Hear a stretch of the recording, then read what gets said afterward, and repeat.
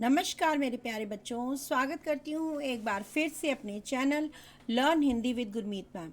तो बच्चों, आज मैं कक्षा 10 से आपके हिंदी पाठ्यक्रम का बहुत ही महत्वपूर्ण विषय वाक्य लेकर उपस्थित हुई हूँ। बच्चों, वाक्य जो है आपके सिलेबस में 4 नंबर का आता है और आज हम इसी टॉपिक पर डिस्कशन करेंगे। तो चलिए शुरू करते हैं। वाक्य। यही नहीं बच्चों, अगर आप टेट की परीक्षा कुछ विद्यार्थी देते हैं या यूपी टेट की परीक्षा में अपीयर होते हैं या आप सी टेट की परीक्षा में अपीयर होते हैं, सुपर टेट की परीक्षा में अपीयर होते हैं, तो यहाँ पर जो सरकारी कुछ विभाग हैं जिनमें सरकारी पेपर जो बच्चे देते हैं, कैंडिडेट देते हैं, उनमें भी ये टॉपिक बहुत महत्वपूर्ण है और ये पूछा जाता है। तो शुरू करते हैं। वाक्य। वाक्य की परिभाषा। तो वाक्य क्या है बच्चों? भाषा की छोटी से छोटी इकाई जो संपूर्ण अर्थ देने में सक्षम हो वाक्य कहलाती है। अगर आपसे पूछा जाता है कि वाक्य किसे कहते हैं, तो आप एक लाइन में उसको डिफाइन करेंगे इस तरह से कि भाषा की छोटी से छोटी इकाई जो संपूर्ण अर्थ दे वह वाक्य कहलाती है। अब आता है वाक्य के अंग कितने होते हैं। तो वाक्य के 2 अंग होते हैं बच्चों। इसको तत्व बोलें, अंग बोलें, ठीक है। 2 अंग कौन कौन से? उद्देश्य और विधेय। अंग्रेजी में आप लोग पढ़ते हैं सब्जेक्ट और प्रेडिकेट पार्ट्स ऑफ स्पीच में, ठीक है। तो वही चीज़ हिंदी में उद्देश्य और विधेय हैं, जिसे आप सब्जेक्ट कह सकते हैं उद्देश्य को, और विधेय को कह सकते हैं प्रेडिकेट, ठीक है। तो अब बच्चों, आपसे प्रश्न पूछा जाता है उद्देश्य किसे कहते हैं, जिसे आप अंग्रेजी में सब्जेक्ट कहते हैं। तो देखिए, वाक्य में जिसके बारे में कहा जाता है वह उद्देश्य कहलाता है। तो वाक्य में हम किसके बारे में बात करते हैं? कर्ता के बारे में। तो इसके अंतर्गत कर्ता और उसके विस्तारक आते हैं, ठीक है। कर्ता और उसके विस्तारक आते हैं, उसे उद्देश्य कहते हैं। बच्चों, हम इसको उदाहरण द्वारा भी समझेंगे। अभी मैं नेक्स्ट स्लाइड में आपको उदाहरण से समझाऊंगी। तो वाक्य में जिसके बारे में कहा जाता है वह उद्देश्य कहलाता है। ये कर्ता होता है बच्चों, और कर्ता के विस्तारक, यानी इसके अंतर्गत कर्ता और कर्ता के विस्तारक आते हैं। विधेय की बात करें तो विधेय प्रेडिकेट होता है। उद्देश्य के संबंध में जो कुछ कहा जाता है वह विधेय कहलाता है। इसके अंतर्गत कर्म, कर्म के विस्तारक, क्रिया और क्रिया के विस्तारक इत्यादि आते हैं। तो इसको नेक्स्ट स्लाइड में समझते हैं कि इसमें कौन कौन सी चीज़ें आएंगी वाक्य के माध्यम से, उदाहरण के माध्यम से। तो बच्चों, इस स्लाइड में हम उदाहरण देख रहे हैं, जिसमें देखिए हम उद्देश्य और विधेय छांटेंगे यहाँ पर। तो पहला वाक्य है, सारणी में देखिए, सीता पुस्तक लिखती है। तो इसमें उद्देश्य आपका है सीता, ये सीता जो है कर्ता है, ठीक है। और विधेय आपका हुआ, यानी कि जिसको आप प्रेडिकेट पार्ट बोलते हैं इंग्लिश में, पुस्तक लिखती है। दूसरा वाक्य है, राधिका लिख कर ही उठेगी। तो कर्ता क्या हुआ आपका? उद्देश्य क्या हुआ? राधिका। और विधेय क्या हुआ बच्चों? लिख कर ही उठेगी। तीसरा देखिए, विद्यार्थी फुटबॉल खेल रहे हैं। तो विद्यार्थी आपका कर्ता हो गया, उद्देश्य, और विधेय हो गया आपका खेल रहे हैं। फिर आता है आपका वह धीरे धीरे खेलता है। तो वह जो है आपका उद्देश्य है, करता है, और धीरे धीरे खेलता है ये आपका हो गया विधेय, ठीक है। तो बच्चों, एक चीज़ आप समझ लीजिए, यानी कि कोई भी वाक्य हो जिसमें कर्ता जो होगा वो आपका उद्देश्य होगा और रेस्ट ऑफ द सेंटेंस जो होगा वो आपका विधेय होगा, ठीक है। तो बच्चों, ये हमने पहली स्लाइड में पढ़ा था कि उद्देश्य के अंतर्गत, यानी उद्देश्य किसे कहते हैं, उसमें अगर आप जाके देखेंगे तो उसमें कर्ता और कर्ता के विस्तारक दोनों आते हैं। अब ये कर्ता और कर्ता के विस्तारक क्या हैं उसे हम उदाहरण से समझेंगे। इस सारणी में देखिए, पहला वाक्य है, परिश्रमी व्यक्ति सफल रहता है। तो उद्देश्य इसका क्या हो गया? व्यक्ति। तो परिश्रमी क्या है? ठीक है। अगर हम उद्देश्य और विधेय छांटेंगे तो लिखेंगे परिश्रमी व्यक्ति उद्देश्य, और सफल रहता है ये आपका विधेय। लेकिन अगर हम इसका उद्देश्य का विस्तार करेंगे तो व्यक्ति आपका उद्देश्य है, और उद्देश्य के विस्तार में आता है जो चीज़ें कर्ता को एक्सप्लेन करती हैं, कर्ता के बारे में बता रही हैं, यानी व्यक्ति के बारे में बताया जा रहा है कि वो परिश्रमी है। तो उद्देश्य के विस्तार में आएगा परिश्रमी, और विधेय में बाकी सेंटेंस आ जाएगा सफल रहता है। ठीक है, दूसरा वाक्य देखिए, तेजस्वी चाणक्य मंत्री बनने में सफल रहा। तो चाणक्य जो है बच्चों उद्देश्य है, और तेजस्वी जो है उद्देश्य का विस्तार है। ठीक है, क्योंकि ये उद्देश्य को एलोबरेट कर रहा है, और मंत्री बनने में सफल रहा, ये आपका विधेय हो गया। ध्यान से सुनिएगा बच्चों। तीसरा वाक्य है, वीर हनुमान ने लंका में आग लगा दी। तो वीर हनुमान यानी हनुमान जो है उद्देश्य हो गया, वीर जो है उद्देश्य का विस्तार हो गया, और लंका में आग लगा दी, ये आपका विधेय हो गया। मुझे लगता है सारणी से आप लोग को अच्छी तरह से समझ में आ जाएगा मैं क्या बता रही हूँ आपको। मोहन का लड़का बाजार गया। इस वाक्य में देखिए, लड़का जो है उद्देश्य है, मोहन का ये उद्देश्य का विस्तार है, और विधेय क्या है, बाजार गया है। ठीक है, तो ये तो हुआ बच्चों उद्देश्य और उद्देश्य का विस्तार। ठीक है, और विधेय। ठीक है, तो ये तो था बच्चों उद्देश्य का के विषय में मैंने बताया। अब इसके बाद हम चलते हैं विधेय की ओर। तो विधेय में क्या होता है, विधेय में कर्म होता है और कर्म का विस्तारक होता है, क्रिया होती है और क्रिया का विस्तारक होता है। ये हमने अभी पहली स्लाइड में पढ़ा था। तो कैसे आएगा ये और इसको कैसे अलग करेंगे, देखिए आप इस स्लाइड में देख सकते हैं कि वाक्य दिया है इसमें, सीता पुस्तक लिखती है। ठीक है, और इसका उद्देश्य है सीता। ठीक, विधेय है पुस्तक लिखती है। अब इस विधेय में भी विधेय का विस्तार है पुस्तक, और विधेय है लिखती है। ठीक है, क्लियर है। इसके आगे बढ़ते हैं, अगला सेंटेंस देखते हैं, राधिका लिख कर ही उठेगी। तो राधिका जो है उद्देश्य हो गया, लिख कर उठेगी ये आपका विधेय था, और विधेय का विस्तार इसमें लिख कर ही, और विधेय आपका है उठेगी। क्लियर। अगला देखिए, विद्यार्थी फुटबॉल खेल रहे हैं।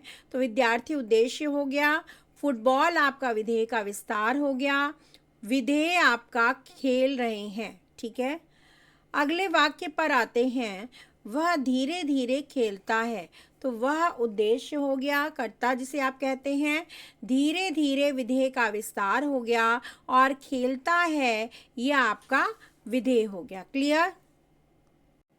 अभी तक बच्चों वाक्य क्या है, वाक्य के अंग क्या है, ये हमने पढ़ा। अब देखते हैं कि भेद क्या है।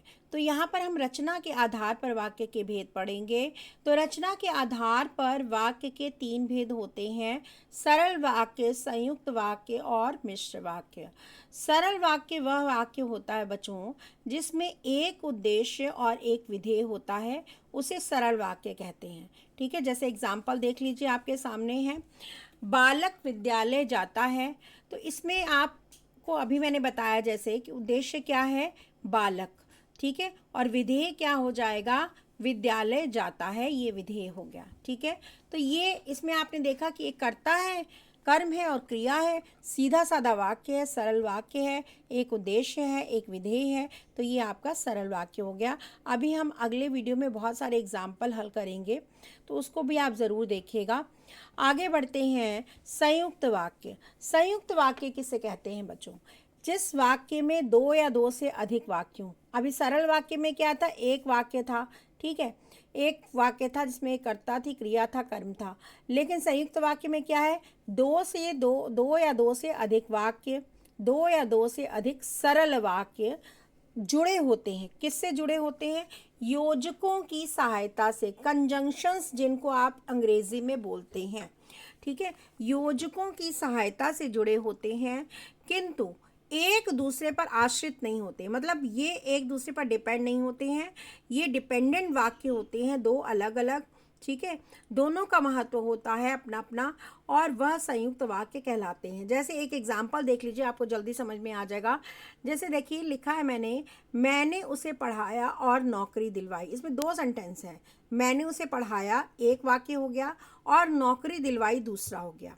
ठीक है, तो यहाँ पर देखिए और से वाक्य जुड़ा है, 2 वाक्य हैं, सरल वाक्य हैं दोनों, और दोनों वाक्य किससे जुड़े हैं, और से, और योजक शब्द है। ठीक है, तो संयुक्त वाक्य जिसमें दो या दो से अधिक वाक्य हों और वो आपस में किसी योजक से जुड़े हों, उसे हम संयुक्त वाक्य कहते हैं। अगली स्लाइड में बच्चों हम पूरी तरह से एक्सप्लेन करेंगे संयुक्त वाक्य को। अभी आप थोड़ा सा देख लीजिए परिभाषा के साथ। अब आगे है मिश्र वाक्य। मिश्र वाक्य किसे कहते हैं? तो जिस वाक्य में एक से अधिक उपवाक्य हों। अभी देखिए संयुक्त वाक्य में हमने पढ़ा था दो या दो से अधिक सरल वाक्य हों, और यहाँ पर जिस वाक्य में एक या एक से अधिक उपवाक्य होते हैं, इनमें एक वाक्य प्रधान होता है, ठीक है, और अन्य एक या एक से अधिक उपवाक्य होते हैं, ठीक है, उस पर आश्रित होते हैं। देखिए एक आपका प्रधान वाक्य होगा मिश्र वाक्य में, और बाकी जो अन्य होंगे, चाहे एक हो चाहे दो हो, वो उपवाक्य होंगे और आश्रित उपवाक्य होंगे, ये डिपेंडेंट होंगे प्रधान वाक्य पर। तो एक प्रधान वाक्य होता है मिश्र वाक्य में, और एक या एक से अधिक आपके उपवाक्य होते हैं, और वो आश्रित उपवाक्य प्रधान वाक्य पर निर्भर करते हैं, ठीक है। तो एक आप एग्जाम्पल देख लीजिए, जैसे गीता जो महर्षि वेद व्यास द्वारा रचित है, ज्ञान योग और कर्म योग सिखाती है। तो यहाँ पर देखिए बच्चों, गीता, अब ये भी योजकों के द्वारा जुड़े होते हैं, योजक शब्दों के द्वारा जुड़े होते हैं। ये हम अगली स्लाइड में पढ़ेंगे कि कौन कौन से योजक शब्द होते हैं जिनका प्रयोग आप मिश्र वाक्य में कर सकते हैं। तो यहाँ पर जो शब्द आया है ये बता रहा है क्लियर कि यहाँ पर मिश्र वाक्य लगा हुआ है, ठीक है। इसमें दो वाक्य हैं और दोनों जुड़े हुए हैं योजक शब्द के द्वारा, जिसमें से एक प्रधान वाक्य है और एक आपका है आश्रित उपवाक्य, ठीक है। तो यहाँ पर जो वाक्य था बच्चों, इसमें प्रधान वाक्य क्या था? तो ये प्रधान वाक्य इसमें था महर्षि वेद व्यास द्वारा रचित है, ये आपका आश्रित उपवाक्य था, और गीता ज्ञान योग और कर्म योग सिखाती है, ये आपका प्रधान वाक्य था, और महर्षि वेद व्यास द्वारा रचित है, तो ये आपका आश्रित उपवाक्य था, ठीक है। तो बच्चों अगली स्लाइड पर चलते हैं। सबसे पहले हम उसमें पूरी तरह से एक्सप्लेन करेंगे और अच्छे से समझेंगे कि सरल वाक्य क्या है, ठीक है। तो देखिए सरल वाक्य, जिस वाक्य में एक उद्देश्य या विधेय होता है और एक विधेय होता है, उसे सरल वाक्य कहते हैं। ये हम पहले भी पढ़ चुके हैं, ठीक है। जैसे बालक विद्यालय जाता है, तो इसमें बालक उद्देश्य है और विद्यालय जाता है ये विधेय है। इसको एक और उदाहरण से समझ सकते हैं, बच्चे मैदान में खेल रहे हैं, तो इसमें आप बताइए बच्चों कि उद्देश्य क्या होगा? उद्देश्य होगा बच्चे, ठीक है, और विधेय क्या होगा? विधेय होगा मैदान में खेल रहे हैं। देखिए सरल वाक्य तो आसान है, आप सबको समझ में आ जाता है फटाफट, ठीक है। तो मैंने इसलिए एक एग्जाम्पल ले लिया है, और ताकि इसको आपको एक्सप्लेन कर सकें और अच्छे से। तो फिर इसके साथ आगे बढ़ते हैं हम लोग। अब संयुक्त वाक्य में आते हैं। जैसा कि हमने पहले भी पढ़ा था कि संयुक्त वाक्य किसे कहते हैं, यानी जिसमें दो या दो से अधिक सरल वाक्य हों और दोनों वाक्य योजकों से जुड़े हों। अब ये योजक कौन से होते हैं बच्चों? समुच्चय बोधक योजक लगे होते हैं इसमें, ठीक है, और इसमें कोई आश्रित उपवाक्य नहीं होता, दोनों वाक्य इंडिपेंडेंट होते हैं, ठीक है, किंतु एक दूसरे पर आश्रित नहीं होते हैं, वह संयुक्त वाक्य कहलाते हैं। अब एक एग्जाम्पल से समझते हैं, अच्छे से समझ में आएगा। जैसे मैंने उसे पढ़ाया और नौकरी दिलवाई, ठीक है। अब इसमें और जो है संयुक्त वाक्य के अनुसार और लगा हुआ है, और ये योजक शब्द है। तो इसमें दो वाक्य हैं, मैंने उसे पढ़ाया और दूसरा वाक्य नौकरी दिलवाई। तो दो वाक्य हैं, दोनों सरल हैं, दोनों अपने आप में पूर्ण हैं, और बीच में योजक शब्द लगा है और ये योजक शब्द और जो है ये समानाधिकरण अव्यय है, समानाधिकरण योजक शब्द है समुच्चय बोधक में। देखिए बच्चों समुच्चय बोधक अव्यय में दो प्रकार होते, दो भेद होते हैं। एक होता है समानाधिकरण, ठीक है, और एक होता है व्यधिकरण। भेद अगर देखें समुच्चय बोधक अव्यय के, तो जो समानाधिकरण अव्यय होता है, समानाधिकरण वो लगता है संयुक्त वाक्य में, योजक शब्द उसके लगते हैं, और व्यधिकरण अव्यय जो होता है, व्यधिकरण के योजक शब्द मिश्र वाक्य में लगते हैं। अब यहाँ पर जो है संयुक्त वाक्य योजक शब्द देखिए लिखे हैं समुच्चय बोधक योजक, किंतु, परंतु, तथा, अथवा, इसलिए, अन्यथा, वरना, या, नहीं, तो, एवं, अतः। अब इसमें जो है, जहाँ पर आप देखेंगे कि ये योजक शब्द लगे हैं, किंतु परंतु, ये जो मैंने रेड कलर से दिए हैं आपको, ये योजक शब्द लगे हों, वहाँ आपका संयुक्त वाक्य होगा। ये आपकी एक मोटी सी पहचान मैं आपको बता रही हूँ। जहाँ आप समानाधिकरण योजक शब्द देखेंगे, समानाधिकरण अव्यय देखेंगे, उनमें ही समानाधिकरण में ये सब आएंगे, किंतु परंतु वाले अव्यय। आप ये जहाँ देखेंगे वहाँ पर आपका संयुक्त वाक्य होगा। अब एक उदाहरण और देख लीजिए नीचे।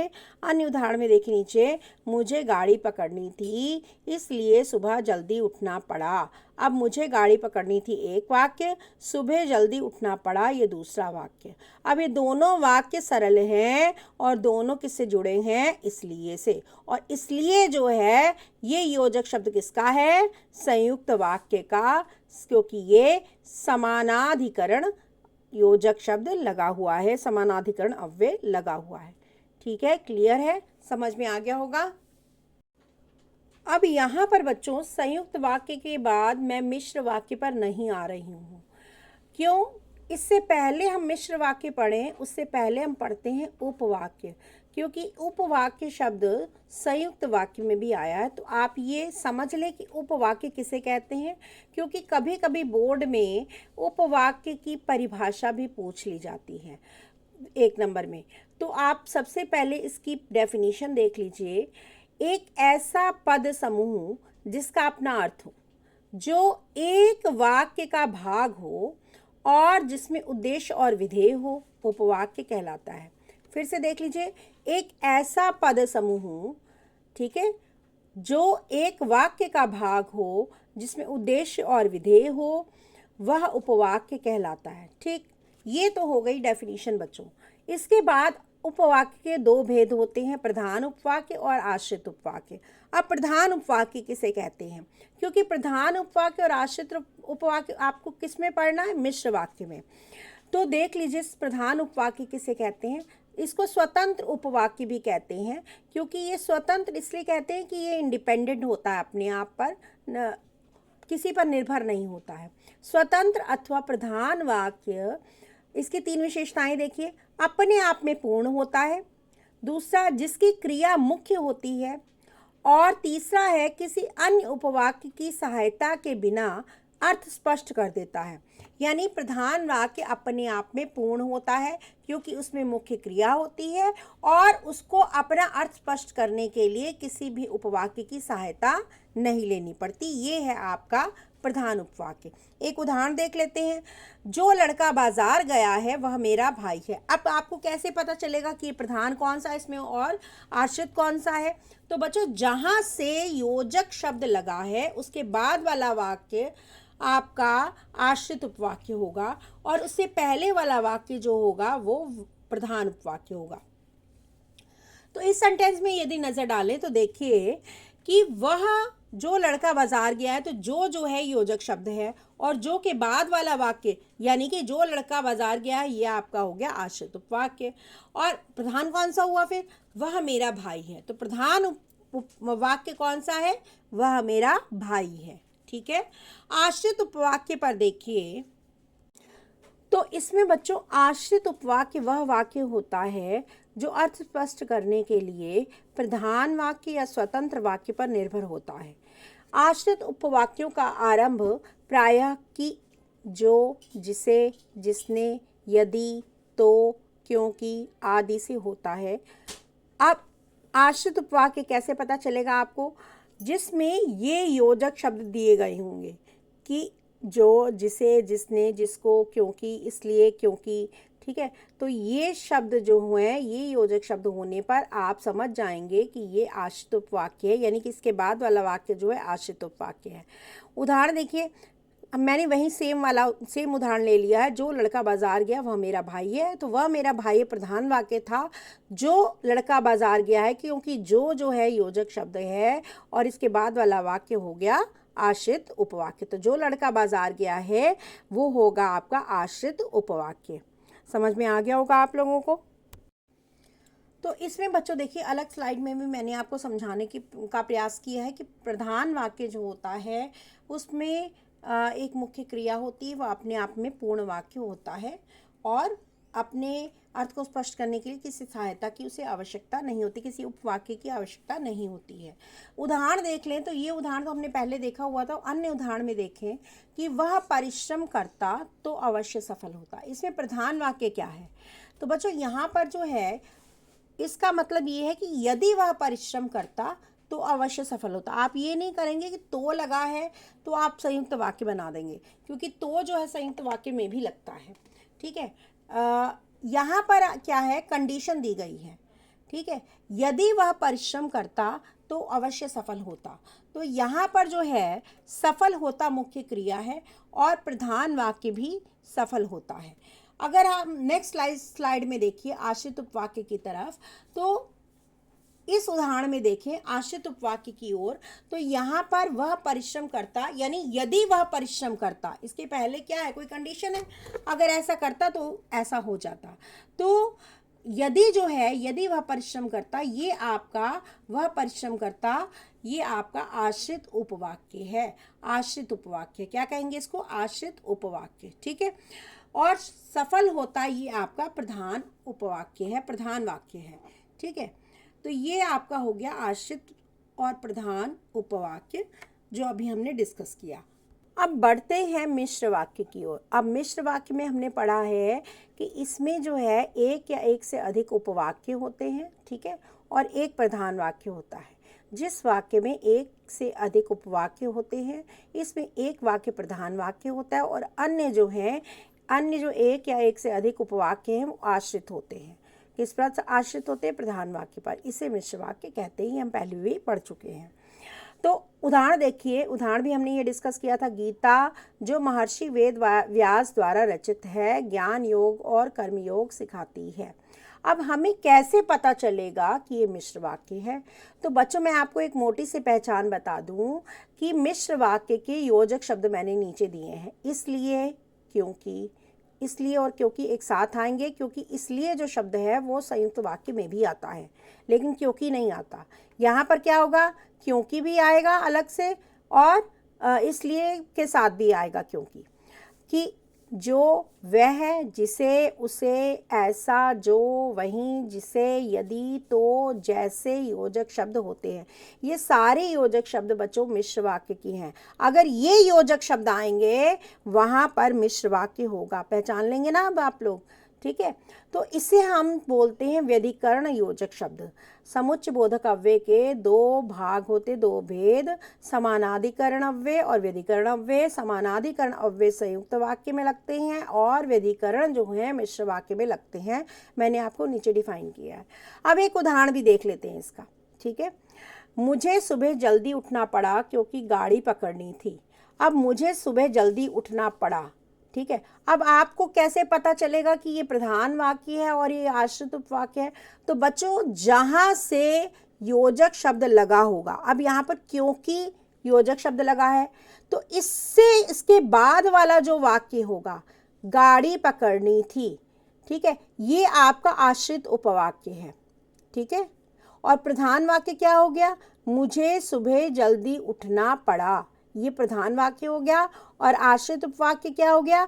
जहां से आपका योजक शब्द शुरू हुआ है उसके बाद वाला जो लेफ्ट सेंटेंस है, लेफ्ट ओवर सेंटेंस है, मुझे गाड़ी पकड़नी थी क्योंकि गाड़ी पकड़नी थी, ये आपका आश्रित उपवाक्य होगा। ऊपर के उदाहरण में देखें तो ऊपर के उदाहरण में भी देखिए, गीता जो महर्षि वेदव्यास द्वारा रचित है, ज्ञान योग और कर्मयोग सिखाती। अब इसमें देखिए,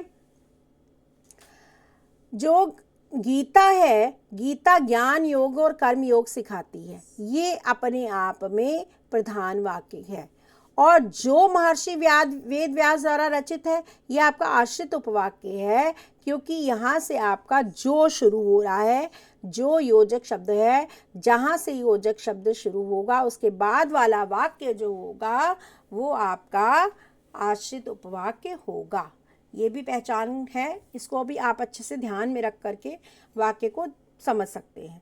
ठीक है, तो इसमें जो, जिसने, जिसको, जिससे, ऐसा, जिसे, उसे, क्यों, इसलिए, क्योंकि, वहीं, जिसे, यदि, तो इस तरह के योजक शब्द आते हैं। ठीक है, समझ में आ गया होगा। तो बच्चों आगे बढ़ते हैं। मिश्र वाक्य के अंतर्गत हम 3 भेद पढ़ते हैं उपवाक्य के, जिसमें पहला है संज्ञा उपवाक्य, संज्ञा आश्रित उपवाक्य। तो संज्ञा आश्रित उपवाक्य किसे कहते हैं बच्चों, पहले ये देख लेते हैं। जो उपवाक्य प्रधान वाक्य की संज्ञा या संज्ञा पदबंध के स्थान पर प्रयुक्त किए जाते हैं उसे संज्ञा उपवाक्य कहते हैं। अब कैसे पता चलेगा कि यहाँ पर संज्ञा आश्रित उपवाक्य है? तो हम इसमें आप क्या करेंगे, एक तो आपकी ये पहचान है कि संज्ञा उपवाक्य का जो योजक शब्द होता है वो की होता है, और की से बाद वाला सेंटेंस जो होता है, की के बाद वाला, वो सारा आपका संज्ञा आश्रित उपवाक्य होगा। एक तो ये पहचान है आपकी। दूसरा आप क्या करेंगे, आप मुख्य प्रधान वाक्य जो है उस पर प्रश्न करेंगे, उसकी मुख्य क्रिया पर। तो क्या का प्रश्न करेंगे, क्या का उत्तर जो मिलेगा वो आपका उपवाक्य होगा संज्ञा आश्रित उपवाक्य। ठीक है, तो उदाहरण से समझ लेते हैं इसको। मुझे मालूम है कि लोग मुझे पसंद नहीं करते।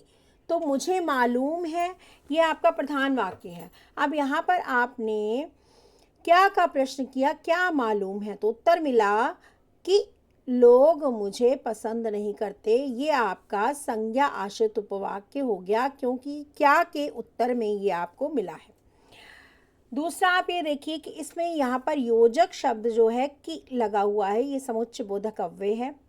अगला वाक्य भी देख लीजिए उदाहरण के रूप में। अध्यापक बोले कि कल से वे विशेष कक्षाएं नहीं लेंगे। तो अध्यापक बोले, ये आपका प्रधान वाक्य है। ठीक है, क्या बोले कि कल से वे विशेष कक्षाएं नहीं लेंगे, ये आपका संज्ञा आश्रित वाक्य है, जिसमें कि आपका समुच्चय बोधक अव्यय है। क्लियर है? तो ये हो गया आपका संज्ञा आश्रित वाक्य पहचानने का तरीका। इसके बाद जो है आगे बढ़ते हैं विशेषण उपवाक्य की ओर। तो बच्चों इसमें देखते हैं कि विशेषण उपवाक्य क्या होता है, किसे कहते हैं विशेषण उपवाक्य। तो विशेषण उपवाक्य आपका है, परिभाषा देख लीजिए, जो उपवाक्य प्रधान वाक्य की संज्ञा या सर्वनाम की विशेषता बताता है उसे विशेषण उपवाक्य कहते हैं। तो ये हमने विशेषता कहाँ पढ़ी थी, विशेषण में भी पढ़ी थी। तो पहचान बता देते हैं कि कहाँ पहचाने हम कि ये प्रधान उपवाक्य ये विशेषण उपवाक्य है। तो पहचान देखिए, विशेषण का वाक्य पहचानने के लिए प्रधान उपवाक्य के कर्ता पर कौन सा, कौन से शब्द से प्रश्न कीजिए। ठीक है, कर्ता पर इस बार प्रश्न करना है, क्रिया पर नहीं। ठीक है, उत्तर मिलने पर आपको जो भी उत्तर मिलता है वो आपका क्या होगा, विशेषण आश्रित उपवाक्य। कैसा उपवाक्य होगा, विशेषण आश्रित उपवाक्य। ठीक है, अब इसका एक उदाहरण देख लीजिए। जो लड़की काम कर रही थी वह बहुत ईमानदार है। अब प्रधान वाक्य इसमें जो है, वाक्य में प्रधान वाक्य पर यदि कौन सी, ठीक है, शब्द से प्रश्न करें हैं, तो कौन सी लड़की ईमानदार थी, प्रधान वाक्य हमारा क्या है, वह बहुत ईमानदार। ठीक है, तो वह बहुत ईमानदार है, ये आपका प्रधान वाक्य है। इसमें आपने वह पर प्रश्न किया, कौन सी लड़की ईमानदार है। ठीक है, तो उत्तर मिला जो लड़की काम कर रही है। तो विशेषण उपवाक्य क्या होगा इसमें, जो लड़की काम कर रही है। दूसरा आप पहचान देख लीजिए कि जहां पर योजक शब्द लगा है जो। ठीक है, तो इसके बाद वाला वाक्य जो है वो विशेषण आश्रित उपवाक्य कहलाएगा। ठीक है, अगला है आपका क्रिया विशेषण उपवाक्य। क्रिया विशेषण उपवाक्य किसे कहते हैं, तो बच्चों देखिए, जिस तरह से क्रिया विशेषण में क्रिया के घटित होने के समय, स्थान, रीति, परिमाण और कारण संबंधी विशेषता बताते हैं, उसी प्रकार से क्रिया विशेषण उपवाक्य भी इन्हीं विशेषताओं को बताता है। तो पहचान क्या है इसकी, एक तो पहचान जो सबकी कॉमन है, आपको पता है जहाँ पर योजक शब्द लग रहा है उसके बाद वाला सेंटेंस आश्रित उपवाक्य कहलाएगा। और अब इसके जो है क्रिया विशेषण के जो योजक शब्द हैं वो डिफरेंट होते हैं, ठीक है। जैसे इसमें देखिए, आप पहचान देख लीजिए। प्रधान वाक्य की क्रिया पर हम कब, कहाँ, कैसे, कितना और क्यों का प्रश्न करेंगे। उत्तर मिलने पर आश्रित उपवाक्य क्रिया विशेषण आश्रित उपवाक्य कहलाएगा। उदाहरण देख लेते हैं। उतना बोलो जितना आवश्यक है, तो उतना बोलो आपका प्रधान वाक्य है। जितना आवश्यक है, तो यहाँ पर क्रिया परिमाणवाचक क्रिया विशेषण आश्रित उपवाक्य है। तो जितना आवश्यक है, यहाँ पर जितना जो है आपका योजक शब्द है, और इसके बाद वाला सेंटेंस यानी जितना आवश्यक हो, ये आपका क्रिया विशेषण उपवाक्य है। प्रधान वाक्य हुआ आपका उतना बोलो, और जो आपका रेस्ट ऑफ द सेंटेंस है जितना आवश्यक हो, क्रिया विशेषण उपवाक्य है, ठीक है। दूसरा वाक्य ले लेते हैं। वह वहाँ रहता है जहाँ बहुत गंदगी है। वह वहाँ रहता है, ये तो आपका प्रधान वाक्य हो गया। अब यहाँ पर हमने प्रश्न किया कहाँ रहता है, ठीक है। तो जहाँ बहुत गंदगी है, ये आपको उत्तर में मिला। तो हमें जो उत्तर मिला वो है आपका क्रिया विशेषण उपवाक्य। बच्चों, यहाँ पर संज्ञा आश्रित उपवाक्य लिखा हुआ है गलती से, इसको आप ठीक कर लेंगे। क्रिया विशेषण आश्रित उपवाक्य कहलाएगा, ठीक है। तो ये हो गया आपका क्रिया विशेषण आश्रित उपवाक्य, ठीक है। समझ में आगे होंगे आपको तीनों उपवाक्य। तो बच्चों, यहाँ पर हमने सभी नियमों को डिस्कस कर लिया है। कुछ स्मरणीय तथ्य के रूप में मैंने कुछ बातें लिखी हैं, इसे आप पढ़ सकते हैं। कुछ व्याकरणाचार्य इस विषय की विवेचना इस प्रकार भी करते हैं। रचना के आधार पर दो तरह के वाक्य होते हैं। एक क्रियापद बंध वाले होते हैं और एक से अधिक क्रियापद बंध वाले होते हैं, ठीक है। दूसरा पॉइंट है, एक क्रियापद बंध वाले वाक्यों को सरल वाक्य कहते हैं। तीसरा पॉइंट है, एक से अधिक क्रियाबंध वाले वाक्यों को जटिल वाक्य कहते हैं, जिसे अभी हमने मिश्र वाक्य के रूप में पढ़ा है। चौथा पॉइंट देखिए, जटिल वाक्य भी दो तरह के होते हैं, मिश्र वाक्य और संयुक्त वाक्य। जिस वाक्य में सभी स्वतंत्र उपवाक्य होते हैं उसे संयुक्त वाक्य कहते हैं, जैसे अभी हमने डिस्कस किया है। पांचवा पॉइंट देखिए, जिस वाक्य में एक प्रधान और शेष आश्रित उपवाक्य होते हैं वे मिश्र वाक्य कहलाते हैं। छठा पॉइंट देखिए, मिश्र वाक्य में तीन तरह के उपवाक्य आ सकते हैं, संज्ञा उपवाक्य, विशेषण उपवाक्य, क्रिया विशेषण उपवाक्य, ठीक है। सातवां पॉइंट है, वाक्य रूपांतरण के अंतर्गत एक प्रकार के वाक्य को दूसरे प्रकार के वाक्य में बदला जा सकता है। तो बच्चों, ये नेक्स्ट वीडियो में हम देखेंगे कि किस प्रकार से हम एक तरह के वाक्य को किसी दूसरे तरह के वाक्य में बदल सकते हैं, ठीक है। तो बच्चों, ये बहुत महत्वपूर्ण टॉपिक था आपका के सिलेबस का, क्लास 10th के सिलेबस का वाक्य जो आज हमने पढ़ा, और इसमें सारे पॉइंट्स हमने डिस्कस कर लिए हैं। उम्मीद करती हूँ कि आपको समझ में आ गया होगा। अगले वीडियो में इससे संबंधित जितने मैक्सिमम वाक्य उदाहरण के रूप में मैं ले सकती हूँ वो लेंगे हम और उसको हल करेंगे। इसी के साथ मैं आपसे विदा लेती हूँ बच्चों। अगले वीडियो में मैं आपसे फिर मिलूँगी। तब तक के लिए धन्यवाद।